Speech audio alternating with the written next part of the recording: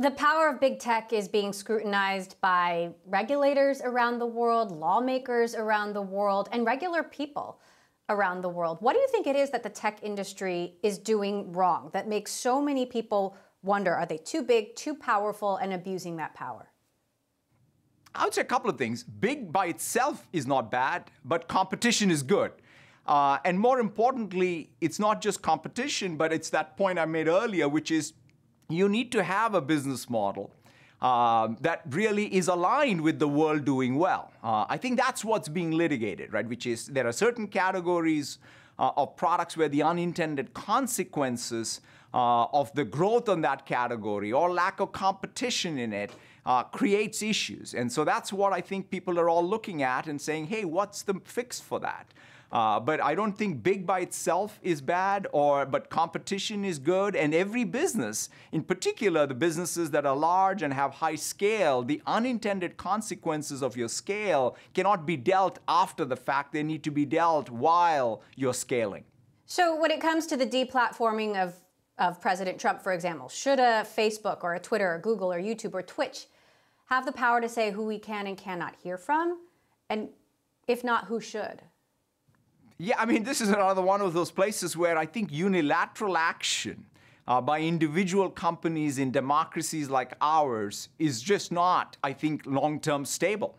We do need to be able to have framework of laws and norms, which are societal norms, around even internet safety, and what is the public square that really is in alignment with a thriving democracy.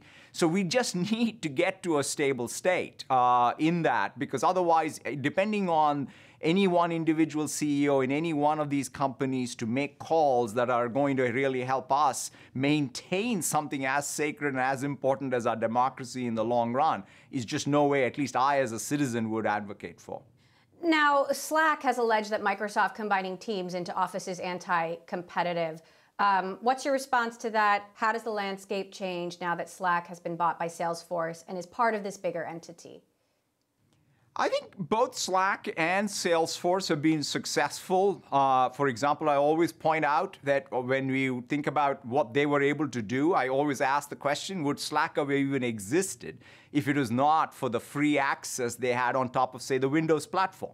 They didn't have to call Microsoft. They didn't have to go through any of our app stores. They didn't need any of our permission compared to any of the other platforms that they're available on. We perhaps provide the most open platform in Windows and even on Office 365. You can, in fact, use all of the APIs that we expose, integrate with any application, and people use it. If you look at even the usage reports, there's Slack usage and Microsoft 365 usage. So, and same thing with Salesforce. So the fact that they're combining will compete with them, and they will also cooperate with them and provide them access to our platforms. And I think they should measure it by what type of success they've had on top of our platform.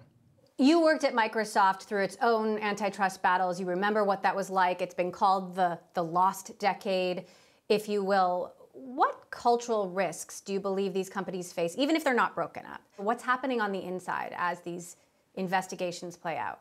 I don't know if there are real parallels between what happened with Microsoft and any of them, but I would say, I think the core, as I always go back, is, if you have a business and a business model where when you are doing well, around you, people are doing well, and that is something that your own employees feel, then I think things will work out culturally. When that is not true, I think it's very, very hard, because one of the things I feel is, as somebody said, you got to keep it simple. What you say, what you do, and what you think all need to be consistent. You can't sort of have real distance between those three things. And that's what at least would be my advice and, to anybody, starting with ourselves.